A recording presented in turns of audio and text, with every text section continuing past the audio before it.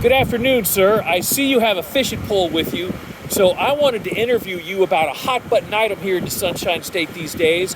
Gentleman by the name of the Armed Fisherman, goes by the Armed Fisherman. Had you heard of him before I mentioned him to you today? Never heard of him. So you're aware that he comes fishing with an AR-15 strapped to his chest. I explained that to you, right? You did. What do you think about that? I've never heard of necessarily such a thing as the need to have a gun strapped to your chest going fishing, but I'm from Maine, like I said to you earlier. So up in Maine, I mean, typically it's a very outdoors-oriented state. It's very rural. So from that regard, it wouldn't be unusual to see someone carrying a rifle around. Although to carry an assault rifle around in the woods hunting is something that definitely might trigger some red flags. So in Maine, people can carry a rifle or an assault rifle kind of anywhere they want. Is that correct? Yeah. So people can carry. To my knowledge, it wouldn't be unusual to see someone, if they were carrying a rifle around, just a normal, I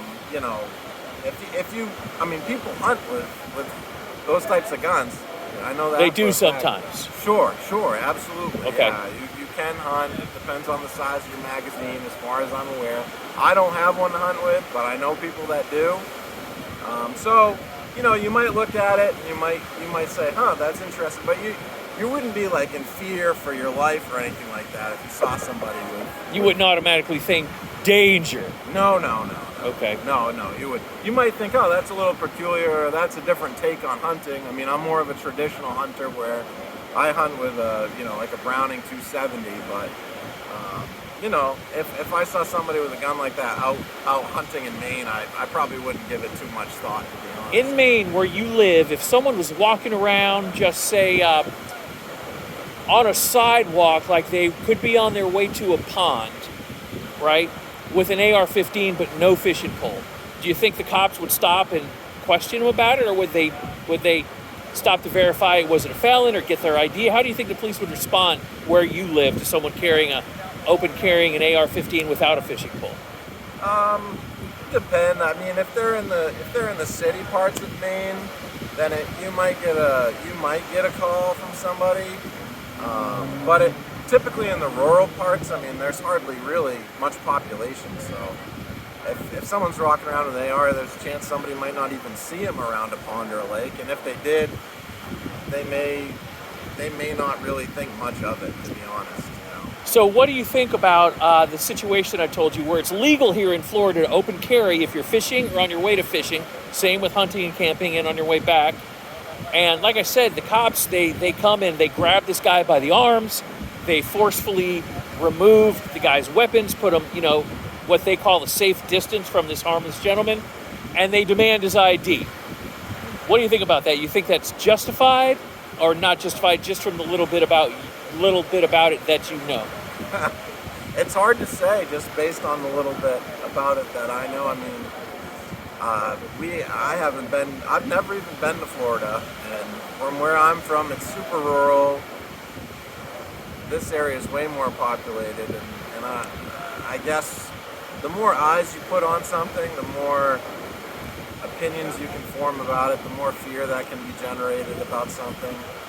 If you take an area where I'm from, somebody does it, like I said, nobody may ever see him. You could be in the middle of the woods. Around here, if someone was out here with a gun, I mean, there's people from all over the world that I've met in the last 5 days, and they don't know, they might have never even seen a gun before, so they could freak out, cause, like I said, the level of fear and how quick you get to that level of fear, I feel like is probably a lot faster down in this area. And from that perspective, I think that perhaps the cops respond to that fear. But I don't know. I can't form any opinion of it really. I've only been in Florida for 5 days, so it's and your first time to Florida, right? Yeah. So I don't know the laws that you guys down here have here and all that stuff. Just everything about being down here is different.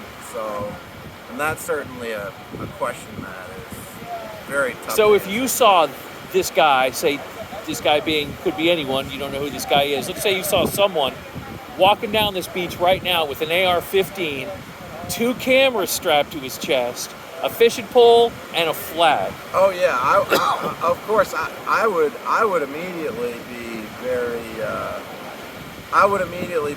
very nervous down here in this setting, because in Maine, Would you say hi to the guy? Say, hey man, how's it going? Or would you walk the other I way? would keep my distance. I would definitely keep my Okay. distance. So it would be kind of a instinctual, automatic caution or I think fear. so, because where my mind goes is, what's the use of what's the